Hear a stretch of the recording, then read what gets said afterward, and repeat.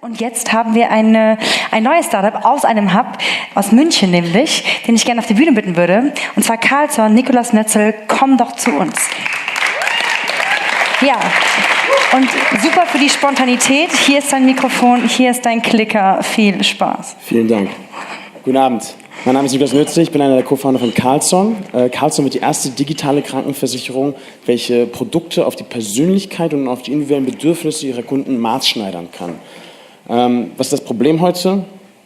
Private Krankenversicherer heutzutage in Deutschland zusatzversichern die gesetzlich Versicherten in Deutschland, etwa 70 Millionen Die einzige Information, die sie von ihnen haben, ist eigentlich das Alter. Und darauf versuchen sie dann zu basieren, die perfekten Produkte zu verkaufen, zum Beispiel im Zahnbereich, im stationären Bereich oder im ambulanten Bereich.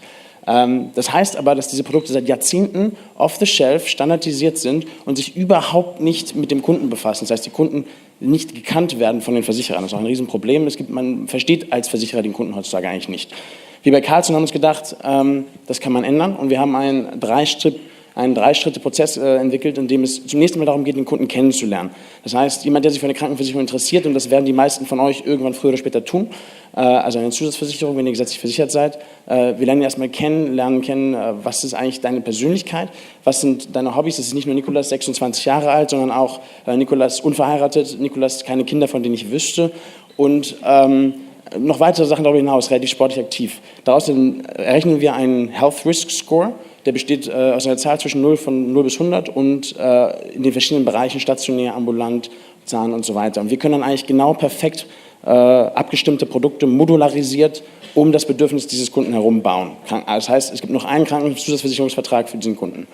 Nun ist es so, dass Persönlichkeit extremen Einfluss hat darauf, wie Menschen Risiko wahrnehmen. Das heißt zum Beispiel, Jürgen, mein Co-Founder, ist eigentlich mir sehr ähnlich, er ist genauso alt. Er ist allerdings eher der beobachtende Mensch, während ich eher der Typ bin, der intuitiv entscheidet, schnell aus dem Bauch herausschießt.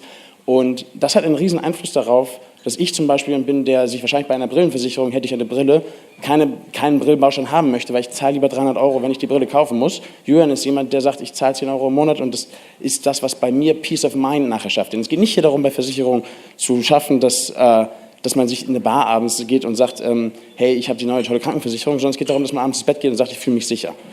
Zu unseren Kunden, ganz klassisch B2C, ist natürlich der Markt in Deutschland für Krankenversicherungen heutzutage immer noch, aber es geht auch darum, das ist typischerweise Ende 20 bis Ende 30, aber wir haben eigentlich sehr viel Erfolg gehabt, auch damit an junge Firmen, aber auch ältere Startups, also schon weit fortgeschrittene Startups ranzutreten und zu sagen, hey, wir haben eine Lösung für euch, wie ihr euren War of Talents ein bisschen besser lösen könnt.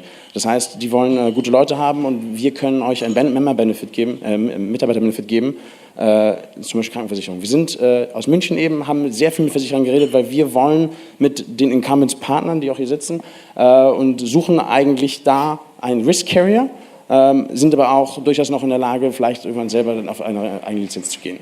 Genau, vielen Dank. Ja.